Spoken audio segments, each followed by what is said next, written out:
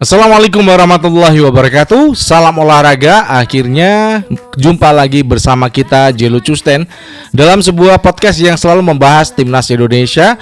Nah, kali ini kita akan menyajikan sebuah tema yang menarik.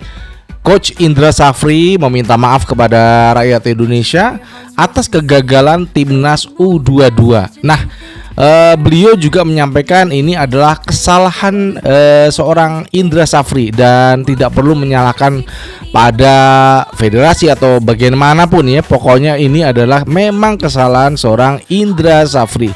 Nah, setelah Indra Safri mengakui kesalahan dan tentu saja kita sebagai masyarakat ya harus memaafkan ya, karena juga banyak sekali perjuangan yang udah diberikan Coach Indra Safri kepada anak-anak muda pada waktu yang lalu ya. Kita sudah mengenal banyak pemain yang saat ini menjadi profesional itu gara-gara seorang Coach Indra Safri. Namun sebelumnya berikan like dan subscribe pada channel ini untuk mendukung kita menuju 100.000 subscribers ya. Tentu saja dengan Anda melakukan like dan subscribe, Anda akan selalu terhubung dengan konten-konten kita yang setiap hari akan tayang.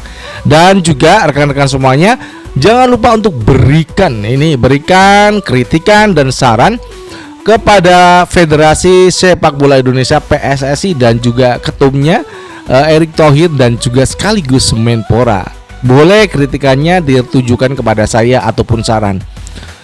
Kita akan membahas tema yang cukup menarik buat saya pribadi selaku supporter ya, netizen, kemudian juga sebagai seorang media sosial yang kita selalu memberikan informasi kepada Anda semuanya. Begini, Coach Indra Safri itu mengakui setelah 2 hari yang lalu beliau datang ya bersama rekan-rekan semuanya, anak-anak muda U22, dan diberikan kalung bunga oleh ya namanya Menpora ya.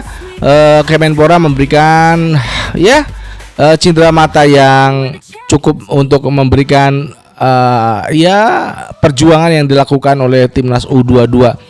Namun setelah itu juga Coach Indra setelah diwartakan sama wartawan ya, diberikan pertanyaan kepada wartawan Indonesia bagaimana kekalahan ini ataupun ketidaklolosan Indonesia ke semifinal SEA Games itu bagaimana, dan Coach Indra pun menyadari ini adalah kesalahan seorang Indra Safri yang tidak mungkin bisa disalahkan kepada siapa-siapa. Namun sebagai kita kan orang media ya, jadi bukan masalah dia meminta untuk tidak menyalahkan siapa-siapa, salahkan Indra Safri. Iya, memang itu kesalahan daripada Indra Safri dalam menata skema rotasi pemain, taktik itu dalam 2 kali game saat kita lawan Filipina dan juga Myanmar.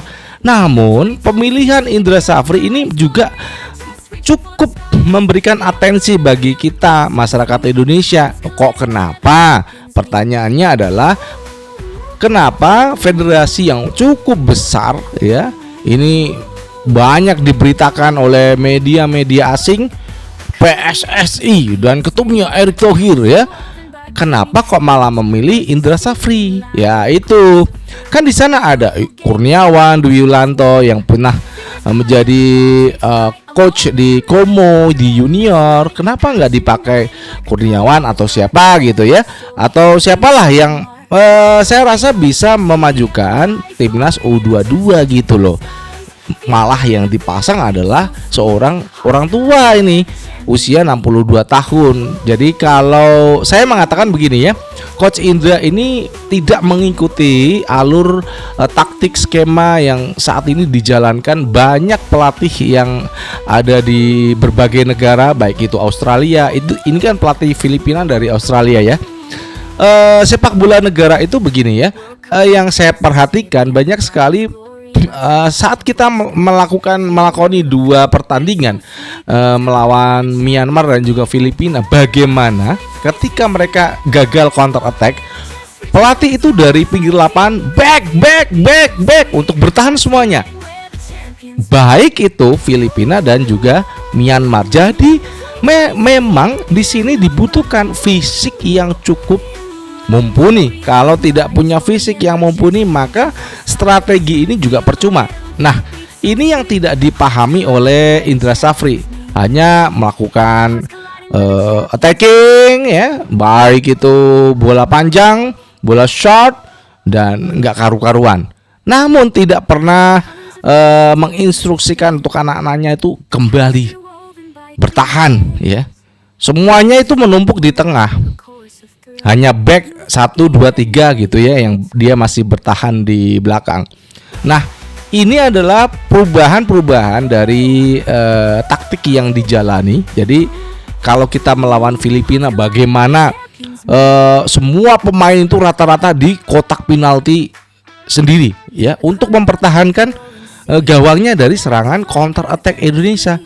Sementara ketika mereka mendapat bola, menggagalkan serangan dari Indonesia, maka mereka langsung melakukan counter attack. Nah, ini yang dibutuhkan, fisik prima. Jadi Filipina sudah membuktikan fisiknya bagus selama 90 menit. Kemudian ya, Myanmar kurang beruntung dengan memainkan pola yang sama hampir dilakukan oleh Filipina. Nah, dari hal yang sudah kita sampaikan di sini, maka saya katakan Indra Safri bukan pelatih yang bisa membaca situasi di mana permainan ataupun taktik yang dibawakan pelatih-pelatih era sekarang ini memang sudah berkembang.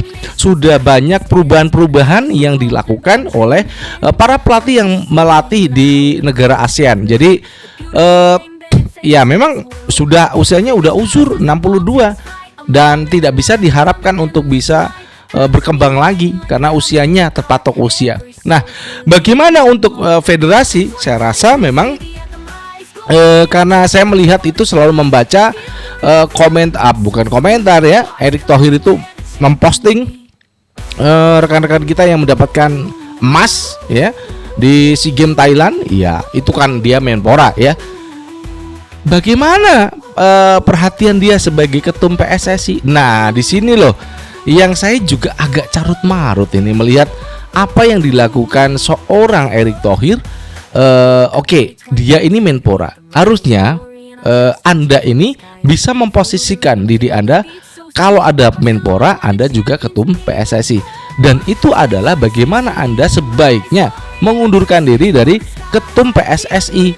Dan tolong anggota PSSI yang punya hak suara, pemilik klub, kemudian anggota PSSI yang punya hak suara untuk menyuarakan yang namanya kongres luar biasa. Di sanalah ada tempatnya untuk mengangkat dan memberhentikan ketua PSSI dan juga exco. Nah, ini bagaimana kita sudah bisa melihat ada faksi-faksi yang dimana ini berbeda. Dalam PSSI sudah ada faksi-faksi yang mereka saling bertentangan satu sama lain. Saya tidak menuduh ataupun bersuudzon ya kepada PSSI saat ini, namun sudah nampak kelihatan apa yang mereka lakukan, apa yang mereka kerjakan itu tidak sesuai. Jadi yang diumumkan di publik itu dibantah oleh salah satunya. Beberapa kali loh, tidak hanya satu kali, namun beberapa kali. Nah, ini yang terjadi dalam sebuah organisasi bernama PSSI. Nah, ini kan berbahaya. Tolong anggota PSSI, kalau Anda pengen menyelamatkan PSSI ya, segera suarakan untuk kongres luar biasa tahun depan, nggak masalah. Tahun depan di Januari kongres luar biasa. Untuk apa? Menentukan ketua umum dan memberhentikan ketua umum dan juga memberhentikan para exco. Contoh, exco yang tidak paham tentang sepak bola, Bung Arya Sinulinga, ini berbahaya karena dia terbiasa berbicara tentang politik, tiba-tiba masuk sepak bola. Waduh, ini bahaya itu ya. Jadi apa yang disampaikan tidak sesuai dengan tupoksinya. Dia selaku exco atau seorang politisi. Nah, ini yang bisa kita sampaikan kepada Anda semuanya, bagaimana kami ini bukan gibah, bukan suudzon tapi kami mewartakan apa yang menjadi suara masyarakat, suara para netizen, dan suara seluruh penggemar sepak bola Indonesia. Dari Jakarta, saya Jelu Custan mengucapkan wassalamualaikum warahmatullahi wabarakatuh. Salam olahraga and ciao.